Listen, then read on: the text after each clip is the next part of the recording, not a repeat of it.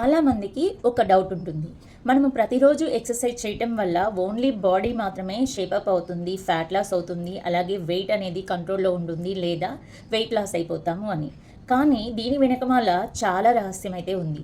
ప్రతిరోజు మనం వర్కౌట్ చేయటం వల్ల మీరు అనుకున్నవన్నీ కరెక్టే. బట్ దాంతో పాటు చాలా చాలా లాభాలనేవి కూడా మనకు వస్తూ ఉంటాయి. ఇదేలాగా చూడాలి అంటే మనము వెల్నెస్ అండ్ ఫిట్నెస్ పరంగా అలాగే స్పిరిచువల్ పరంగా కూడా మనకి ఇలాంటి బెనిఫిట్స్ అనేది చేకూరుతూ ఉంటాయి. ఇప్పుడు మనము ఈ వీడియోలో మనం చెప్పుకున్నట్లుగా ఇన్ని మన బాడీకి అందుతుంది అంటే తప్పకుండా మనం ఒకరోజు 1 గంట లేదా హాఫ్ అన్ అవర్ టైం అనేది మనం కేటాయించడం తప్పనిసరి కదా. సో హాఫ్ అన్ అవర్ టైంలో మనం ఎలాంటి ఎక్సర్సైజ్ చేస్తే మన బాడీకి మైండ్ అండ్ సోల్కి కనెక్ట్ అవుతుంది, దానికి కూడా ఎలా రిజల్ట్ తీసుకోవచ్చు, తక్కువ టైంలోనే ఎక్కువ మనం రిజల్ట్ అనేది తీసుకోవచ్చు అనేది కూడా అర్థమవుతుంది. నిన్న మనం చెప్పుకున్నట్టుగా మూలాధార చక్రం అలాగే స్వధిష్టాన చక్రం గురించి మాట్లాడుకున్నాం. ఇప్పుడు దానిపైన ఉన్న చక్రము మణిపూర చక్రం. దీనికి అగ్నితత్వం అనేది ఉంటుంది. అంటే మనం తిన్న ఆహారం అంతా కూడా మన స్టమక్ పాయింట్లోకి వెళ్ళిపోతూ ఉంటుంది. నాభికి అంటే మన బొడ్డుకి పైన ఉన్న భాగాన్ని మణిపుర చక్రం కింద భావిస్తూ ఉంటారు. ఇక్కడ మనం తిన్న ఆహారం కావచ్చు, అలాగే మనము ఏదైనా బాధని ప్రెజర్ని మోస్తూ ఉన్నాము, లో కాన్ఫిడెన్స్గా ఉంది అన్నా కూడా అక్కడ మనకి ప్రెజర్ అవుతూ ఉంటుంది, స్ట్రెస్ అవుతూ ఉంటుంది. అందుకని నిన్న మనం చెప్పుకున్నట్టుగా ఎప్పుడైనా మనము మైండ్ఫుల్గా ఈటింగ్ అనేది చేయకపోయినా, అలాగే మైండ్లో చాలా ఓవర్ స్ట్రెస్ థింకింగ్ అనేది కూడా ఉన్నా కూడా అక్కడ ఎఫెక్ట్ అనేది పడుతుంది. అయితే మనము వెల్నెస్ ప్రకారం ఫిట్నెస్ ప్రకారం చూసినట్లయితే మంచి ప్రోటీన్ ఫుడ్ అనేది తీసుకుంటూ హైడ్రేట్గా మన బాడీని ఉంచుకుంటూ ప్రతిరోజు కూడా స్టమక్ స్ట్రెచెస్ అనేవి చేస్తూ ఉండటం, వాకింగ్, రన్నింగ్, జంపింగ్, ఇలా మీకు నచ్చిన వేలో మీరు దీన్ని కంటిన్యూగా చేయటం వల్ల ప్రతిరోజు కూడా 1% అయినా సరే ఈ చక్రాన్ని మనము క్లెన్జింగ్ చేసుకోవచ్చు. ఈ విధంగా చేయడం వల్ల ఆ చక్రం అనేది క్లెన్జర్ అవుతుంది.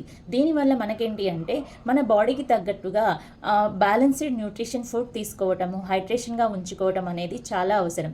మనం చేసే డైలీ యాక్టివిటీస్కి తగ్గట్టుగా క్యాలరీస్ కూడా మనకి అక్కడి నుంచే బర్న్ అవుతూ ఎనర్జీగా కన్వర్ట్ అవ్వడానికి సపోర్ట్ చేస్తూ ఉంటుంది.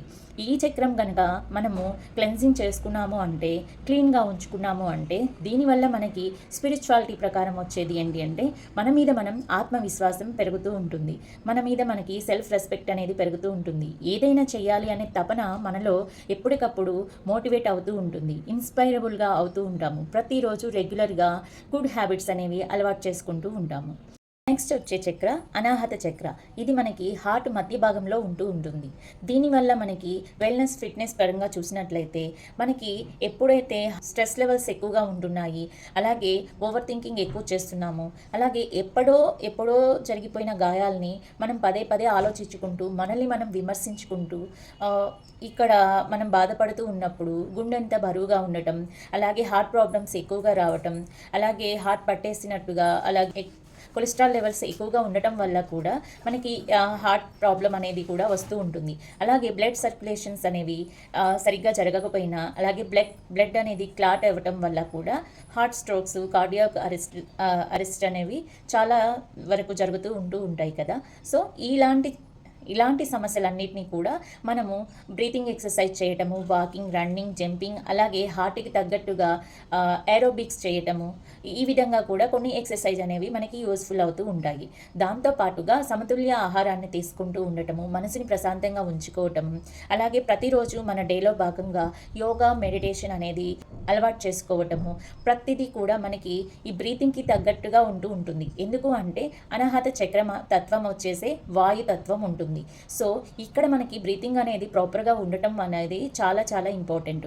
ఈ బ్రీతింగ్ లెవెల్స్ వల్ల ఆక్సిజన్ లెవెల్స్ అనేవి కూడా త్రో అవుట్ బాడీ పార్ట్స్ వరకు వెళ్ళిపోతూ ఉంటాయి. తద్వారా బ్లడ్ సర్క్యులేషన్ అనేది కూడా జరుగుతూ ఉంటుంది. సో ఈ విధంగా ఉన్నప్పుడు మనకి ఎక్కడ కూడా బ్లడ్ క్లాటింగ్ అనేది లేదా అలాగే మనం తిన్న ఆహారం అంతా కూడా కన్జ్యూమ్ చేసుకోవడానికి, అలాగే కన్జ్యూమ్ అయిన ఆహారం అంతా కూడా ఎనర్జీ లాగా కన్వర్ట్ అవ్వడానికి కూడా సపోర్ట్ చేస్తూ ఉంటుంది.